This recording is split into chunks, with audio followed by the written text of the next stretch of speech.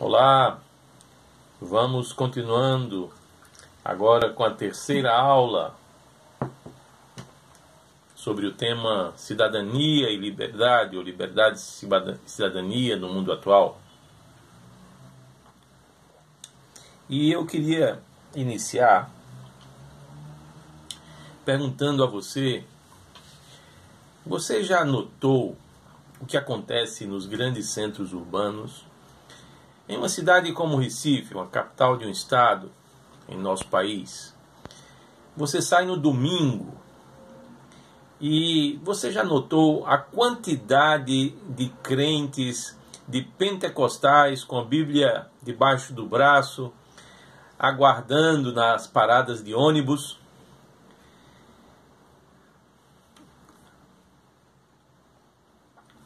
Não é assim em cidades como São Paulo, Belo Horizonte e as demais capitais e os grandes centros no nosso país? Não está acontecendo isso em toda a América Latina? Pois bem, poucos sabem, mas na Rússia atual e em vários dos países do leste europeu, que não são católicos romanos, mas são países católicos ortodoxos, a igreja, que passou por 70 anos de perseguição debaixo do regime comunista, se levanta hoje com uma força cada vez maior. A Rússia, por exemplo, conhece o Partido Unido, liderado por Vladimir Putin, que há anos busca a dessovietização da Rússia e dos países ortodoxos. O que é dessovietização? É o banimento da ideologia comunista, a supressão do socialismo, para que a tradição da igreja ressuscite. Sim, é o que está acontecendo hoje. A igreja mais forte do que nunca. A igreja católica, não romana, mas ortodoxa, cada vez mais forte nesses países, nos países ortodoxos, mesmo depois de tantos anos de perseguição.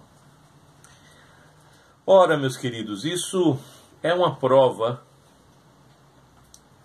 de que a sociedade pós-secular de Jürgen Habermas, tão ensinada nas universidades pelos intelectuais, é uma grande balela. A sociedade pós-secular é a sociedade onde a religião ressurge, mas ressurge apenas como um elemento de diálogo. A religião aparece assim como um discurso entre discursos. E, de acordo com Habermas, a ação comunicativa prioriza o diálogo entre as muitas partes da sociedade. A sociedade pós-secular é uma sociedade que considera as verdades existentes e, assim, cria a veracidade. Não há mais verdade, muito menos verdades. Todas elas precisam dialogar para que se crie a veracidade.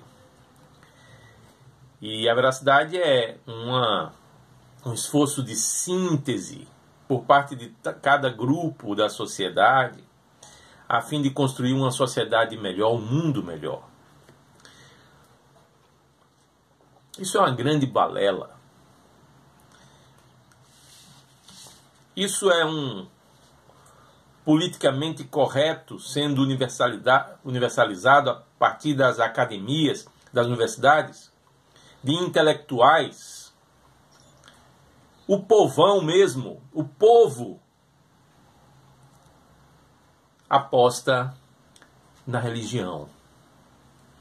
Enquanto esse pessoal que se envolve com esse tipo de sociedade pós-secular, intelectualista, está vendo a igreja morrer no norte da Europa.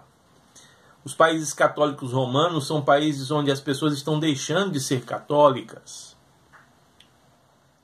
na Europa ocidental, optando pelo ateísmo, pelo agnosticismo. Os países protestantes, neles as pessoas abandonam as igrejas e se envolvem com seitas, se tornam ateias, agnósticas. Por que esse fenômeno do pentecostalismo na América Latina? Por que esse reavivamento da igreja na Rússia e nos países ortodoxos, cristãos ortodoxos do leste europeu? Porque a grande verdade é que o povo, quando não ouve a lábia dos intelectuais, aposta na religião. Essa é a grande verdade. E sobre isso eu gostaria de ler algo para vocês, que diz assim: o novo credo social da ação comunicativa de Jürgen Habermas, recitado por clichês do tipo guerra na Ucrânia e crise econômica internacional, esse novo credo social não tem obliterado, não tem suprimido, não tem obscurecido a influência política e religiosa do pentecostalismo e neopentecostalismo na América Latina, nem muito menos tem apagado o reavivamento da igreja ortodoxa nos países ortodoxos desde a dessovietização da Rússia. Sim, meus queridos, a Rússia passa por um movimento de dessovietização.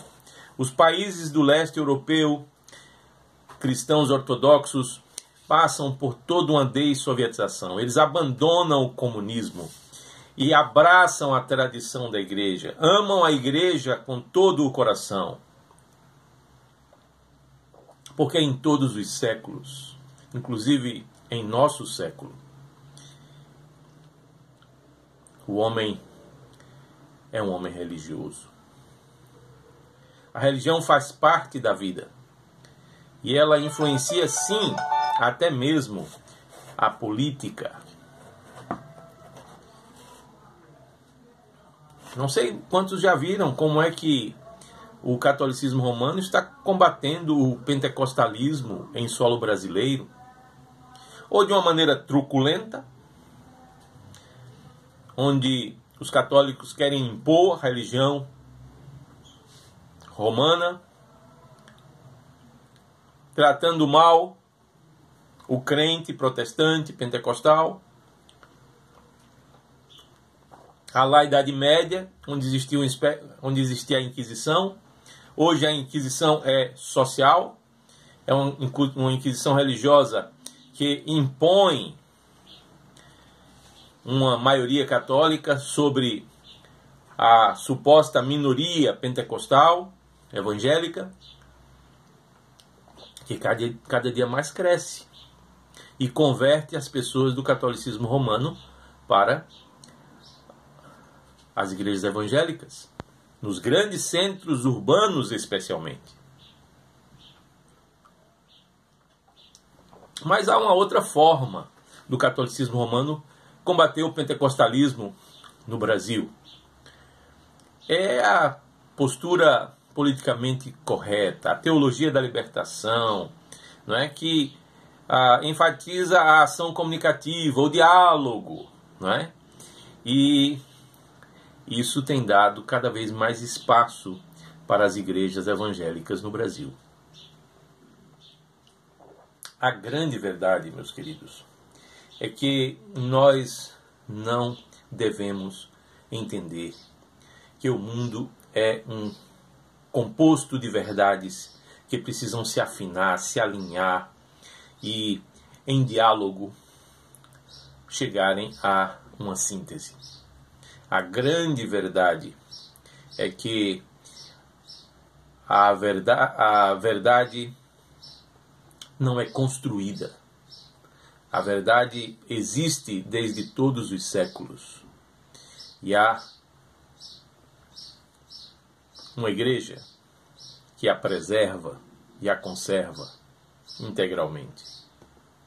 E muitas religiões ainda levam a sério o pouco de verdade que conhecem. Não relativizam a verdade. Não entendem, como os pentecostais na América Latina, que a verdade é construída. Pelo contrário, os pentecostais na América Latina assumem o pouco de verdade que possuem e não colocam a verdade na mesa de negociação. A verdade é a grande base da liberdade e da cidadania. E a verdade de Deus a respeito da liberdade é que a liberdade é liberdade em Cristo somente. Não em visões e interpretações a respeito de Cristo. Em muitas visões ou numa síntese dessas visões. Somente em Cristo, na pessoa de Cristo, a verdade, a liberdade acontece. Não é um conhecereis a verdade e a verdade vos libertará, mas conhecereis a única verdade que é Cristo e Ele vos libertará. Porque conhecer a verdade todo mundo se esforça para conhecer. E há inúmeras interpretações. E as pessoas vivem advogando nessa sociedade pós-secular e elástica que é preciso chegar a um denominador comum a respeito das muitas verdades religiosas, políticas, ideológicas existentes. Isso é mentira. A verdade é Cristo, a pessoa de Cristo. E a cidadania é celeste e não meramente terrena. Sobre isso conversaremos na próxima aula.